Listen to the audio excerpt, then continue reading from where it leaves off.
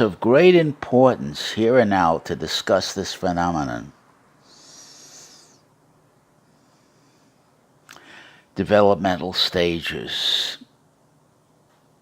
At the age of 4, you can see in the playground, first of all, you know the genetics you're dealing with, the continence, the phenotype, the temperament. You could see it at that age of 4. You could pretty well predict, get a pretty good idea of the proportions, the temperament, the facial characteristics of the child at that developmental stage. And then watching the child in play in the schoolyard. We pick up fear reactions. We pick up insecurities. We pick up inferiorities in the behavior that we see right before us. And we have camcorder where we can record exactly what we're seeing to memorialize it. And then we bring these facts down to the level of the child so the child can understand exactly what is being spoken. He can see his own behaviors in the schoolyard in real time, exactly as they happened. You can capture moments from the live video, stills, and that's the evidence that you're going to talk to. And if it's obvious genetically, this child's going to be short. And if it's obvious genetically, this child is going to have, he's going to be outproportioned. His proportions are not going to be balanced. You can see the temperament in action. So you have all the facts to credibly set up the problem you're dealing with. Then you start deliberately indoctrinating the child. And when I say indoctrinating, I mean indoctrinating. You're talking into the child. You've got to do that. To make this child understand what he has to do here and now that takes precedence over everything. You do it at the age of 4, before this child continuously falls behind the others and becomes less and less competitive in a real, hard, unfair, competitive world. The first thing the child must understand is it's not fair. It doesn't have to be fair. It shouldn't be fair. The next thing the child must understand is winner take all. The one who won, the one who prevailed, the one whose personality prevailed, whose ideas prevailed, is the one who's right. Period. There's no challenge to the practical implications and consequences of that. You have to model for the child the behaviors that you want to become a way of life for this child, a force of habit that he does by rote. Doesn't have to think about it. It's just like breathing. And I'm talking about driving iron. You've got to inculcate in this child who is physically at such a disadvantage, socially at such a disadvantage, physically because he's short, physically because his proportions may be bad, physically because his temperament is not right. He's too agreeable. He's too passive. He lacks the proper aggressiveness. This has to be attacked at its root immediately before you destroy the malignancy, before it has a chance to take root. So you model to the child bodybuilding training. He does it, the same thing he imitates with lifting ounces at the age of 4. With the right form, you coach him. You're constantly quality controlling what he's doing. You're quality controlling how this child is thinking and drawing conclusions. You're asking for running commentary. You're getting this child engaged with survival. His survival is at stake. You're laying the steel foundation.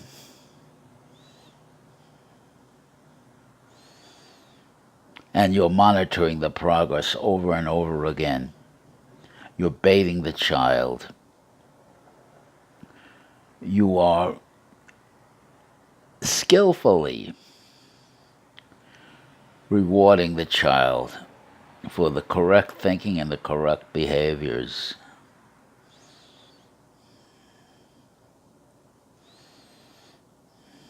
You're literally training the fear, the startled responses, the terror out of the child.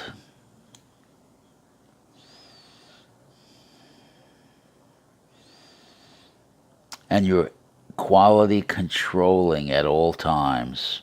You're asking a lot of questions. You're interrogating the child over and over again.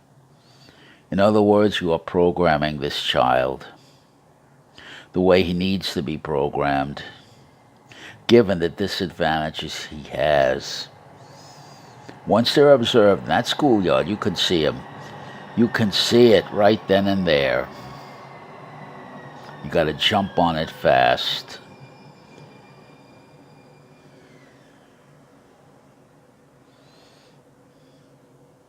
You lay the foundation. You talk into the child. All the time you're talking into the child. Into the child. You're programming him over and over again.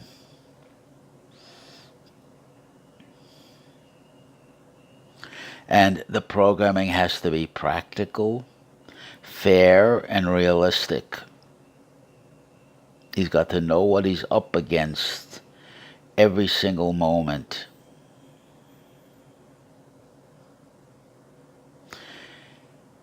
You monitor him, you observe him in practice to see if the lessons, if the inculcation has taken root and changed behavior. In other words, what you're doing is you're overcoming, reprogramming the fear response, the startle response, the inferiority comparisons response. The child at 4, if he's a very agreeable child, will fall victim to the bullies. He'll set himself up as victim to the bullies, who will spot him right off.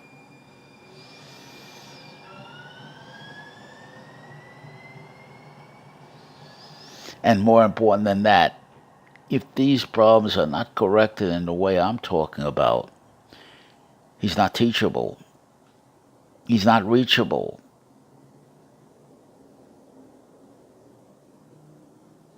And he then becomes the consummate victim. Always looking for a hero to project power into. Always looking for symbolic relief, escapes, substitutes, vicarious pretense participation.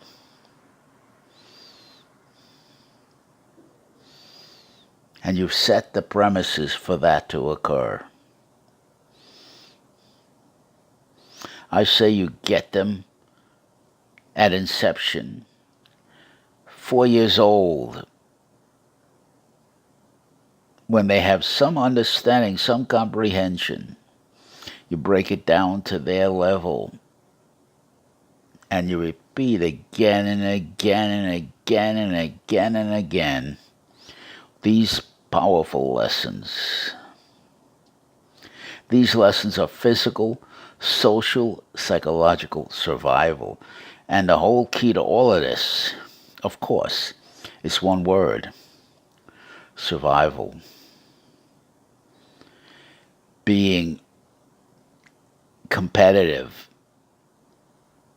in a realistic, pay-as-you-go, contesting environment. Everything's a contest. Everything's a struggle. Everything has protocols, rules, and regulations.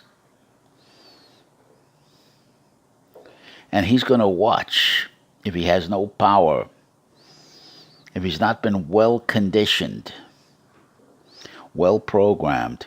He's going to watch the aggressive people, the bullies, the jock, the more personable, the more physically alert, take everything, fair or foul.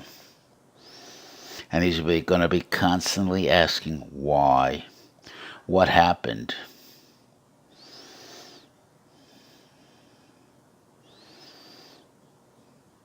And a lot of it started right then when he was 4 years old, and he should have been correctly programmed.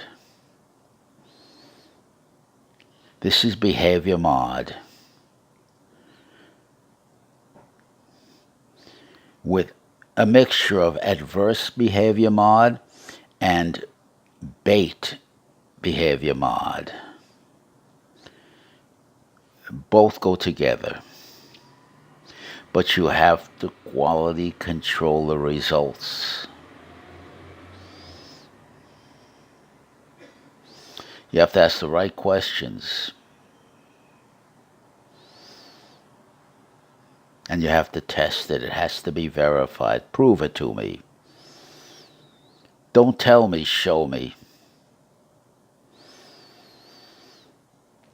Now, you need the biggest fear of all that I'm going to address right now, of course, for the small man, for the short man, is the fear of the big man. That big man can move very fast if he's in shape, and he can do a lot of destruction quickly. He's got speed. He's got brute power. He's got aggressiveness. You put that all together from the perspective of the short man, it's terrifying. The only way he could do it is that's why you start him off young and you program his mind and don't let go. Because he's got to build incredible brute strength, core strength, balance, coordination, punching power, grabbing power, pushing power, pulling power, and a strong base. So that he can not be afraid. Not fear. And this is really what we're getting at. That big man's frontal startle attack at full power. It's like a locomotive coming at you at full power. And the short man's got to be prepared to stand up to this. These are the physical aspects of what I'm talking about before the social aspects. This is exactly the physical aspects of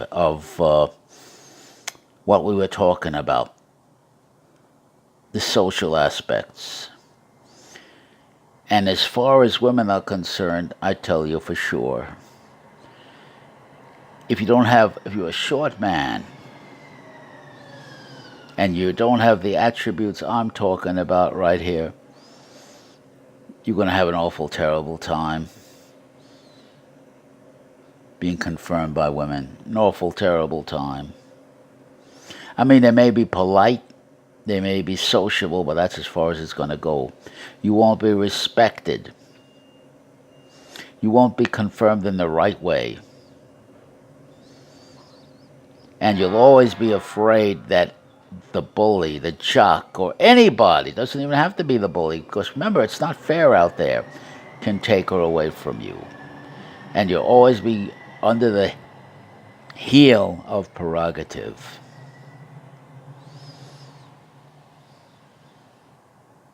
Choice, prerogative. They can go with whoever they want. The strong man prevails. And the strong man is the right man. And he's got to learn what's happening should happen. What's happening has a right to happen, even if it turns out bad for him. That means he's got to go back to the drawing board. That means he's got to go back to training. And he's got to rebuild, regroup, refocus, come back with new tactics, and keep on going. But it all comes down to correct programming, correct inculcation. You never let the cancer metastasize and live a life of its own. Because if this concern is not attacked at 4 years old,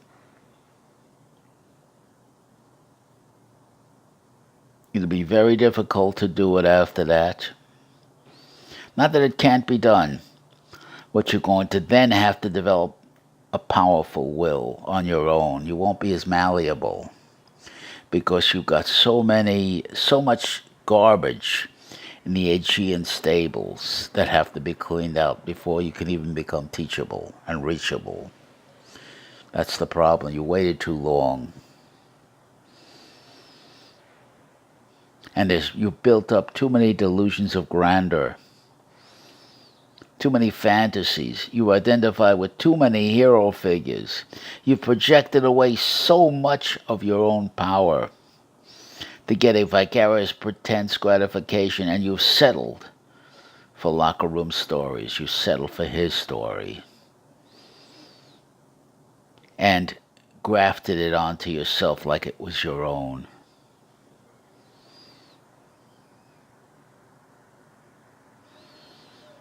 And now you're facing the consequences of that. Inferiority feelings, inadequacy, not in the way you think, but in the way you perform, in your body language, in your posture, and most of all in your fitness. You are really a victim, a pure victim, fully conditioned to be a victim.